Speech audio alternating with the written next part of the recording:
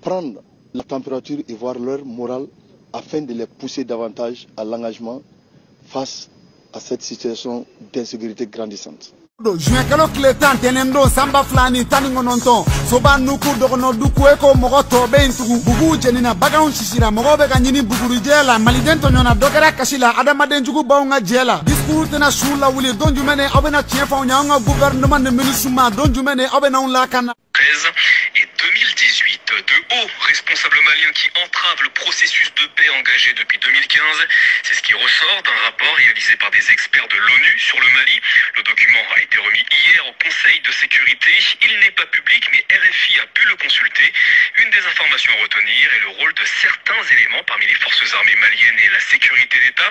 Ils sont pointés du doigt, notamment l'ancien chef d'état-major et l'actuel directeur de la sécurité d'État. Les précisions à Bamako, Coralie Piaré. Le second massacre du village de Gossagou aurait pu être empêché par les forces armées maliennes, assurent les experts de l'ONU dans un rapport interne. Ce jour-là, le 14 février 2020, toujours selon ce document, une milice d'Ogon attaque un village Peul. Au total, 35 civils ont été tués et 19 sont toujours portés disparus. Le rapport pointe la responsabilité d'un homme, celle du général Keba Sangaré, ancien chef d'état-major de l'armée de terre et en charge à l'époque de la région centre. Ce jour-là, il est informé des menaces, de la préparation et du début de l'assaut, mais ne donne aucun ordre à ses troupes. Il va jusqu'à donner à sa hiérarchie une fausse information, indiquent les experts. Les experts qui rappellent les soutiens apportés par l'État malien à des groupes armés ou des milices, comme en témoigne aussi une initiative prise par la sécurité d'État.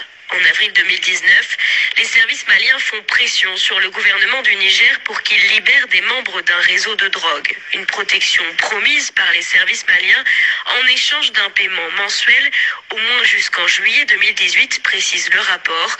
Un paiement versé par le député sous sanction de l'ONU, Mohamed Oummatali, et membre de la plateforme, un groupe armé pro-gouvernemental, au général Moussa Diawara, actuel directeur de la sécurité d'État malien, et à son adjoint chargé de la lutte antiterroriste, le colonel Ibrahima Sanogo. Coralie Pierret à Bamako, il est 3h46, 5h46 ici à Paris. Excellent réveil sur RFI.